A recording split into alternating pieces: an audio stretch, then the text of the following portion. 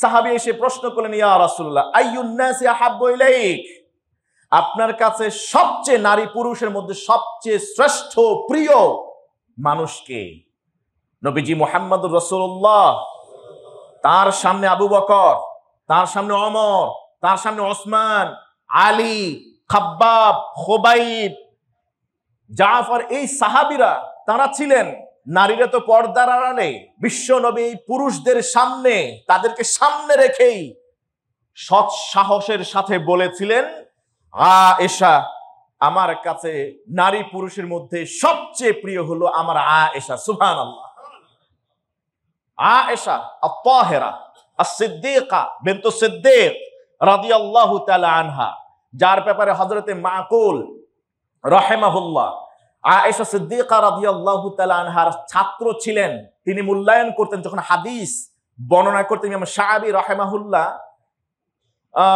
ইমাম মাকুল রাহিমাহুল্লাহর ব্যাপারে তিনি বলতে গিয়ে বললেন, মাসউল রাহিমাহুল্লাহর ব্যাপারে বলতে গিয়ে বললেন, হাদ্দাসাতনি আস-সিদ্দিকা বিনতু সিদ্দিক, এই হাদিসটি আমার কাছে সত্যবাদী পিতা আবু বকর সিদ্দিকের কন্যা, সত্যবাদী নারী সিদ্দিকা আয়েশা সিদ্দিকা বর্ণনা করেছেন। সুবহানাল্লাহ।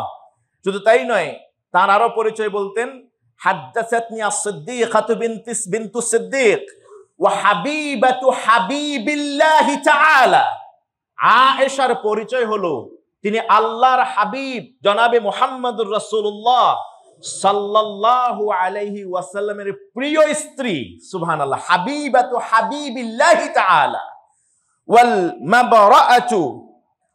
মাবরাআতু মিন ফাওকি সাবঈ সামাওয়াত।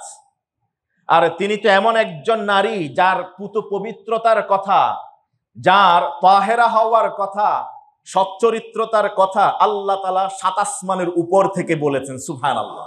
সার্টিফিকেট দিয়েছেন। বিশ্বনবী জনাবে মুহাম্মদুর রাসূলুল্লাহ সাল্লাল্লাহু আলাইহি ওয়াসাল্লাম বললেন, নারী পুরুষের মধ্যে আমার কাছে শ্রেষ্ঠ হলো আমার স্ত্রী আয়েশা। ফাকুলতু সুম্মা মান মিনার রিজাল ইয়া রাসূলুল্লাহ, পুরুষের মধ্যে থেকে শ্রেষ্ঠ কি? শ্রেষ্ঠ কে? বুঝলাম নারী পুরুষের ব্যাপারে যখন জানতে চাইলাম, নারী আয়েশা আপনার কাছে সবচেয়ে প্রিয়, মহব্বতের। এবার আপনি পুরুষের মধ্য থেকে নাম বলুন দেখি। বিশ্বনবী এরপরে বললেন আবু বকর, এরপরে কে? বললেন ওমর, এরপরে আরো কয়েকজনের নাম বললেন তিনি। সুবহানাল্লাহ। তাহলে ইসলাম নারীদেরকে অবমূল্যায়িত করেনি, বরং ইসলাম নারীদেরকে সর্বোচ্চ সম্মান দিয়েছে।